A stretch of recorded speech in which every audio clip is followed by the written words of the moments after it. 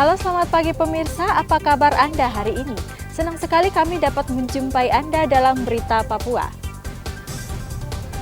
Saya Yuni Rumbarat bersama tim redaksi telah menyiapkan sejumlah berita menarik dan aktual untuk Anda. Berikut 3 berita utama kami.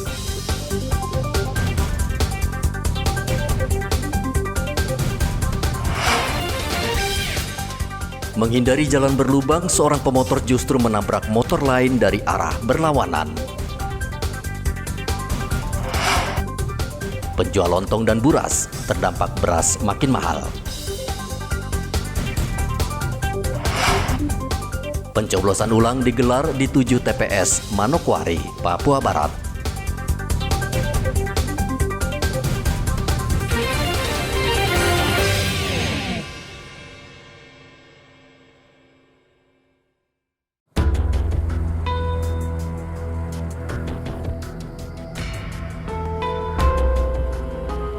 Pria bernama Beni ini mengerang kesakitan akibat kedua kakinya patah ketika mengalami kecelakaan di Jalan Pembangunan Merauke, Papua Selatan.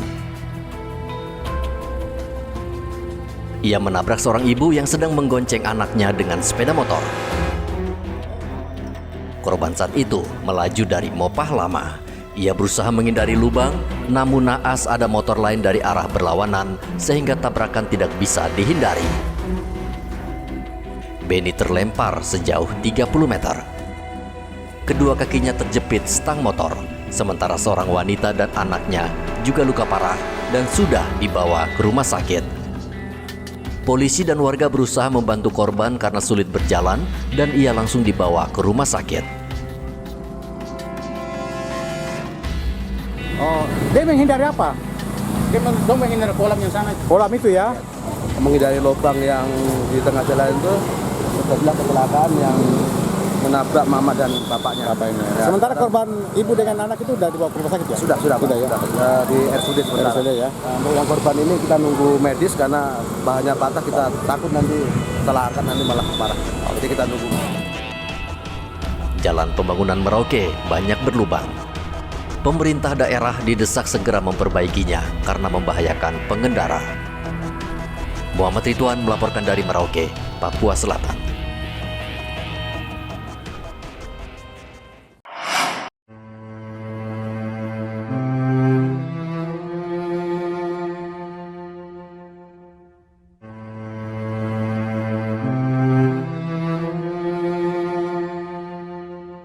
Harga beras yang saat ini tembus Rp18.000 per kilogram tidak hanya membuat warga dan pedagang beras cemas di Merauke, Papua Selatan, namun juga penjual makanan.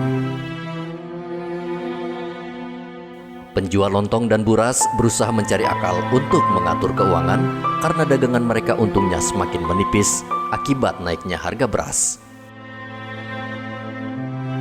Salah satu penjual lontong dan buras di Pasar Wamanggu, Hasnah, terpaksa mengurangi ukuran lontong dan buras agar bisa mendapatkan untung. Sebelumnya Hasnah bisa menghabiskan 60 kg beras dan untung sekitar Rp500.000 per hari. Kini dengan harga beras yang mencapai Rp18.000 per kilogram, keuntungannya hanya Rp100.000 per hari. Ibu setiap hari bikin buras ini? Iya, setiap hari. Berapa kilo setiap hari menghabiskan beras ibu? Ya biasanya 50. 50 kilo satu hari? Iya. Terus beras sekarang harga dibelinya berapa? Oh, naik sekali. Tadinya berapa? Biasanya 14, biasanya 12. Sekarang sudah 20. 20.000 ya. Berarti keuntungan kita bagaimana? Ya menurun. Menurun ya? Biasa kita untungnya berapa ibu? Biasa ya dapat 500. 500 satu hari itu? Satu hari. Untungnya berapa itu? Palingan 200. 200. Nah sekarang harga beras ini naik, keuntungannya masih berapa kali? Ya kurang dari itu. Kurang dari, berarti setengahnya saja di? Iya, setengahnya. Ini setiap hari kita beli beras ini memang dikumpulkan memang berapa kilo ini? Kalau belinya banyak, jadi 10 karung. 10 karung. Dalam seminggu ini harga beras di Merauke terus naik. Minggu lalu harga beras hanya di kisaran Rp17.000 per kilogram. Namun sejak 3 hari lalu merangkak naik mencapai Rp18.000 per kilogram. Muhammad Ridwan melaporkan dari Merauke, Papua Selatan.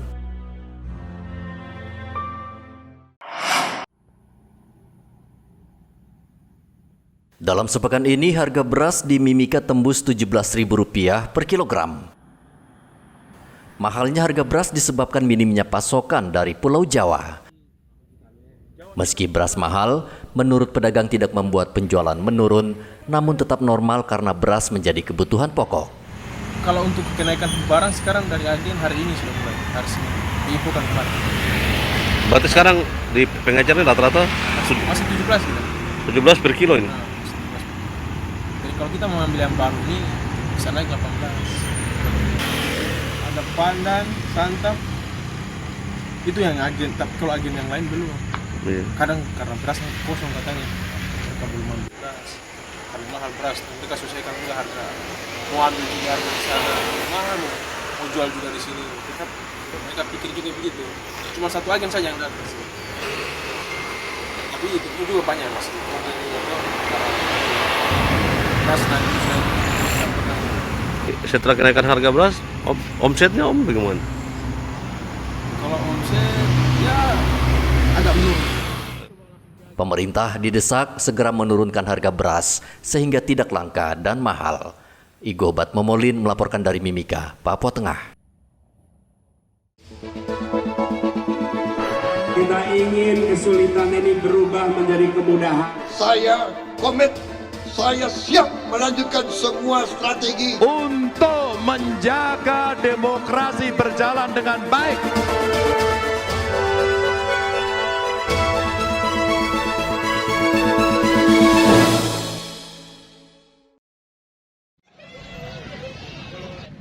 Warga yang ada di 7 tempat pemungutan suara Manokwari melakukan pencoblosan ulang. Pemungutan suara ulang di 7 TPS disebabkan karena adanya pelanggaran dan sesuai rekomendasi Bawaslu wajib dilakukan PSU. Coblos ulang yang digelar dijaga ketat polisi dan dipantau langsung oleh KPU serta Bawaslu Provinsi Papua Barat. Suara tentunya sesuai dengan jumlah DPT per masing-masing TPS. Dapat kami sampaikan bahwa untuk Kelurahan Manokwari Barat pada TPS 11 itu jumlah DPT-nya 202, plus 2%, mereka terima 207 di TPS 11 Kelurahan Manokwari Barat. Kemudian untuk Sangge di TPS 5 jumlah DPT-nya 172, jumlah suara yang diterima plus cadangan itu 276. Kemudian untuk TPS 25 jumlah DPT 270 ditambah dengan cadangan yaitu 276. Kemudian untuk TPS 31 Sangke jumlah DPT 287 tambah cadangan 293. Kemudian untuk TPS Sangke TPS 32 jumlah DPT 256 plus 2% 262 yang diterima. Kemudian untuk Kelurahan Namban TPS 18 jumlah DPT 163, kemudian jumlah tes ditambah cadangan yaitu 167. Kemudian untuk Kelurahan Manokwari Timur TPS 17 jumlah DPT 287 plus 2% 293 untuk masing-masing TPS. membackup itu sekitar 80. Dari Brimob 50, dari kami Polres 30. Jadi total semuanya 100 lebih. Untuk pantauan hari ini Pak? Sejauh ini? Ya. Pantauan pelaksanaan PSU hari ini? Sementara puji Tuhan pelaksanaan semuanya berjalan lancar. Mungkin pagi-pagi tadi ada sedikit biasalah. Di sini kan orang baru bangun pagi, dia masih terpengaruh dengan kegiatan tadi malam, yang lihat-lihat. Tapi puji Tuhan sampai saat ini tidak ada yang. Untuk TPS yang di rawan sendiri Pak? Semua kan sudah kita kategorikan rawan karena PSU. Makanya pola pengamanannya sudah kita rubah. Jadi setiap TPS itu ada 2 anggota Polri. Saat pencoblosan ulang, Bawaslu menangkap 2 orang yang mencoblos menggunakan identitas orang lain. Kedua warga itu langsung dibawa ke sentra Gakumdu, Mapolres Manokwari. Tidak boleh dilakukan oleh bersangkutan. Beliau harus ada, harus tahu. Tetapi kan ini beliau ingin mencoba-coba. Coba-coba seharusnya dia akan tahu bahwa membedakan antara data yang di chain pemberitahuan dengan data yang KTP yang dimiliki itu kan berbeda. Seharusnya kalau berbeda itu ngapain harus mau coba untuk menerobos masuk? Ini kan berarti menyerahkan diri saja nih. Gitu. Itu untuk sementara baru untuk mencoblos, menyerahkan identitas orang lain untuk selalu kena suara di TPS. kita ini belum karena Di Sorong, Papua Barat Daya, coblos ulang juga digelar di TPS 20, Kelurahan Malaingkedi. PSU dikawal ketat oleh petugas dari Polresta Sorong Kota. Antusiasme warga yang mencoblos ulang sangat tinggi. Di 5 kabupaten kota, proses pelaksanaannya Sorong Selatan itu jumlah TPS yang melaksanakan PSU ada 6, Maibrata ada 4, Raja 41, Kota Sorong 1, Kabupaten Sorong sendiri 2. Hari ini yang melaksanakan adalah Kota Sorong, Raja 4, Kabupaten Sorong. Nah, ini sampai dengan hari ini berjalan lancar dan aman. Kemudian untuk Kabupaten Maibrata itu sudah dilakukan kemarin ya, sudah berjalan juga untuk 4 TPS di sana, berjalan dengan baik juga proses pemungutan dan penghitungan juga sudah selesai dilaksanakan. Kemudian hari ini juga Sorong Selatan. Sesuai tahapan KPU, pencoblosan ulang harus selesai pekan ini agar bisa mengejar rekapitulasi suara di tingkat distrik yang sedang berjalan. Edi dan Topan melaporkan dari Manokwari dan Sorong.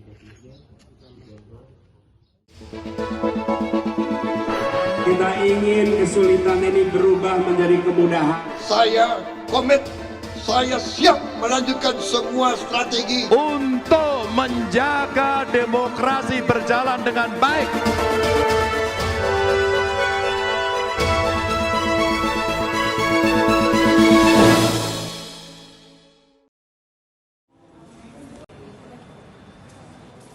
Rekapitulasi suara di tingkat distrik wajib selesai pada 2 Maret mendatang. KPU mengimbau kepada panitia tingkat distrik agar bekerja lebih cepat sehingga rekapitulasi bisa selesai tepat waktu. Komisioner KPU Mimika Hieronymus Kiaruma mengatakan jadwal rekapitulasi tingkat kabupaten akan digelar pada 5 Maret. Kalau pleno kabupaten itu di PKPU itu seharusnya dimulai dari yang sudah selesai aja. Misalnya sudah selesai distrik mana yang sudah selesai, kami bisa bisa dicicil. Yang sudah selesai kami langsung plenokan kabupaten. Tapi sejauh ini yang 3 distrik belum benar-benar rampung. Ada yang sudah selesai tapi mereka belum isi formulir PAC. Kita tunggu itu, mana yang sudah selesai kita segera plenokan. Nanti jadwal kami punya range waktu itu dari tanggal 17 kemarin sampai tanggal 5 Maret. Pleno kabupaten ya. Kalau pleno tingkat distrik itu deadline-nya tanggal 2 Maret. Deadline-nya tanggal 2. Hingga Senin kemarin baru 3 distrik dari 18 distrik di Mimika yang menyelesaikan rekapitulasi suara. Igobat Momolin melaporkan dari Mimika, Papua Tengah. Kita ingin kesulitan ini berubah menjadi kemudahan. saya komit, saya siap melanjutkan semua strategi untuk menjaga demokrasi berjalan dengan baik.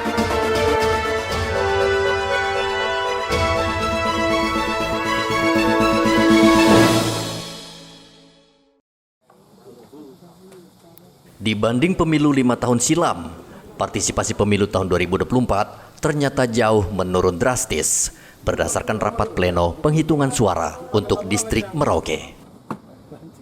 Hasil penghitungan menunjukkan dari 70.000 pemilih yang datang mencoblos hanya sekitar 68%. KPU menemukan banyak surat suara yang masih utuh dan tidak tercoblos. Kalau partisipasi pemilih, kalau kami lihat dari hitungan yang dilakukan ini kurang lebih 68% ini mereka melakukan menggunakan hak pilihnya. 68% saja. 68% ini. Jadi memang kelihatan pada sisa-sisa surat suara yang banyak ya, sisa yang tidak digunakan itu bisa mencapai puluhan, bahkan bisa ada yang mencapai ratusan. Tetapi per satu TPS itu ya, tapi lebih signifikan puluhan, itu di angka puluhan, 2 digit saja. Banyak juga suara yang tidak sah. artinya salah pencoblosan yang kemudian menambah hitung-hitungan dalam bentuk rekapitulasi dalam penggunaan surat suara yang dipakai. Dari hasil rekap perhitungan suara terlihat setiap TPS di Merauke yang berjumlah 334 TPS tersebar di 11 kelurahan dan 5 kampung. Banyak ditemukan surat suara yang masih utuh dan jumlahnya hingga ratusan lembar di setiap TPS. Rendahnya partisipasi pemilu tahun ini di Merauke menjadi bahan masukan bagi pemerintah dan KPU untuk meningkatkan kualitas pemilihan umum serta melek politik masyarakat di Merauke. Muhammad Ridwan melaporkan dari Merauke, Papua Selatan.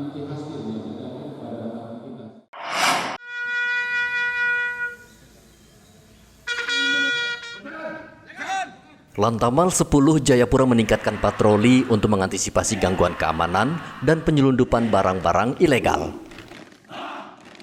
Komandan Lantamal 10 Jayapura, Brigjen Ludi Prastiono mengatakan, TNI Angkatan Laut merupakan ujung tombak yang berhubungan langsung dengan keamanan negara.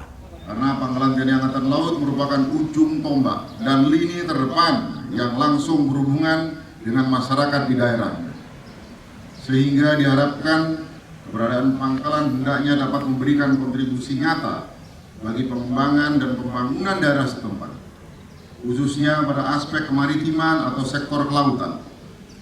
Hal ini sesuai dengan arah kebijakan pemerintah saat ini untuk menggali dan mengoptimalkan potensi bidang kemaritiman yang merupakan salah satu andalan pembangunan nasional, serta mampu melaksanakan fungsi pangkalan untuk mendukung kehadiran KRI yang melaksanakan operasi untuk menjamin keamanan dan pertahanan negara di wilayahnya serta menegakkan hukum di laut.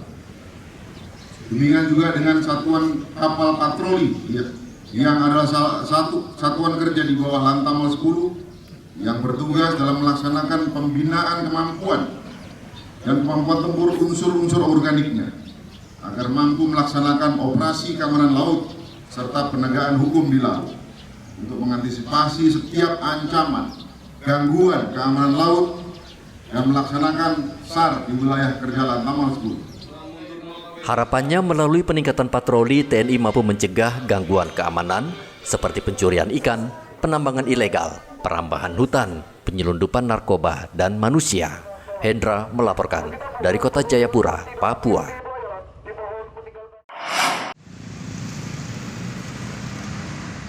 Pemerintah Provinsi Papua Selatan mengambil langkah antisipasi penularan flu babi yang saat ini tengah merebak dan membuat resah peternak babi. Pemkab membentuk tim terpadu yang bertugas di Bandara Mopah untuk mengawasi ketat lalu lintas barang bawaan penumpang. Bandara Mopah merupakan salah satu pintu masuk ke Merauke yang berpotensi menularkan virus flu babi ke Merauke, Papua Selatan. Ada koordinasi juga antara pihak karantina Kabupaten Asmat dengan Kabupaten Mimika juga supaya pergerakan orang, barang dari Timika ke Asmat dan sebaliknya supaya diawasi dengan baik. Sudah kita lakukan koordinasi. Mudah-mudahan koordinasi yang kita lakukan dapat dilaksanakan di lapangan dengan baik. Flu babi yang terjadi di Timika, kita sudah mengirim tim dokter kita ke Timika untuk melakukan pengamatan langsung dan berkoordinasi dengan tim pusat untuk mendapatkan informasi tentang sebab-sebab yang mengakibatkan terjadi flu babi tersebut dan mengakibatkan banyak ternak babi yang mati, dan juga bagaimana cara-cara pencegahannya sudah kita sampaikan secara resmi melalui surat resmi Gubernur Provinsi Papua Selatan kepada semua bupati dan semua kepala dinas di wilayah Provinsi Papua Selatan. Kita harapkan ini dapat membantu mencegah kemungkinan terjadinya penyebaran penyakit flu babi di wilayah kita. Pemerintah Papua Selatan saat ini gencar melakukan penyuluhan terhadap warga dan peternak babi untuk mengetahui gejala hewan mereka bila terjangkit flu babi agar bisa segera ditangani. Virus flu babi menyerang ternak babi di Kabupaten Mimika. Menurut catatan Dinas Peternakan dan Kesehatan Hewan Kabupaten Mimika, jumlah babi yang mati hingga saat ini lebih dari 1.700 ekor. Sedangkan berdasarkan data Kementerian Kesehatan, flu babi tidak membahayakan manusia. Muhammad Ridwan melaporkan dari Merauke, Papua Selatan. Informasi tadi sekaligus menutup jumpa kita dalam Berita Papua hari ini. Saya Yunrum Barar bersama tim redaksi mengucapkan terima kasih atas perhatian Anda. Selamat pagi dan sampai jumpa. Wanyambe.